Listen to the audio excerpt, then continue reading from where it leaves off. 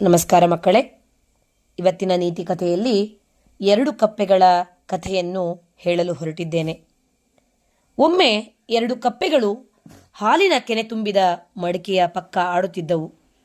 ಅವು ಮಡಿಕೆಯ ಒಳಗೆ ಏನಿದೆ ಎಂದು ಬಗ್ಗಿ ನೋಡಲು ಹೋಗಿ ಅದರಲ್ಲಿ ಜಾರಿ ಬಿದ್ದವು. ಕಪ್ಪೆಗಳಿಗೆ ಹೊರಬರಲು ಆಗಲಿಲ್ಲ. ಆದ್ದರಿಂದ ಅವುಗಳು ಅಲ್ಲೇ ಈಜುತ್ತಾ ಸುತ್ತುತ್ತಿದ್ದವು. ಅದರಲ್ಲಿ ಒಂದು ಕಪ್ಪೆ ಹೆದರಿ ಹೇಳಿತು, ಓ, ಇದು ನನ್ನ ಜೀವನದ ಕೊನೆ, ಇನ್ನು ನಾನು ಬದುಕುವುದಿಲ್ಲ ಎಂದು ಈಜುವುದನ್ನು ನಿಲ್ಲಿಸಿತು. ನಂತರ ಮುಳುಗಿತು. ಆದರೆ ಇನ್ನೊಂದು ಕಪ್ಪೆ ತುಂಬಾ ಬುದ್ಧಿವಂತ ಮತ್ತು ಧೈರ್ಯಶಾಲಿ. ಅದು ತನ್ನ ಪುಟ್ಟ ಪಾದಗಳಿಂದ ಕೆನೆಯನ್ನು ಹೊಡೆಯುತ್ತಾ ಈಜುತ್ತಲೇ ಇತ್ತು. ಇದರಿಂದ ಕೆನೆ ಒಂದು ಬೆಣ್ಣೆಯ ಮುದ್ದೆಯಾಯಿತು. ನಂತರ ಕಪ್ಪೆ ಬೆಣ್ಣೆಯ ಮುದ್ದೆಯ ಮೇಲೆ ಎಗರಿ ಹೊರಗೆ ಹಾರಿತು. ಎಷ್ಟು ಧೈರ್ಯವಂತ ಆ ಕಪ್ಪೆ!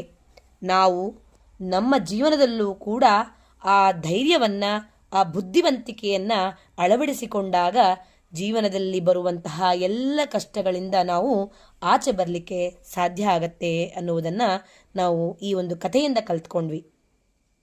ನೀವು ಯಾವಾಗಲೂ ತೊಂದರೆಗಳನ್ನು ಗೆಲ್ಲಬಹುದೇ ಅನ್ನುವುದನ್ನು ಯೋಚನೆ ಮಾಡಿ.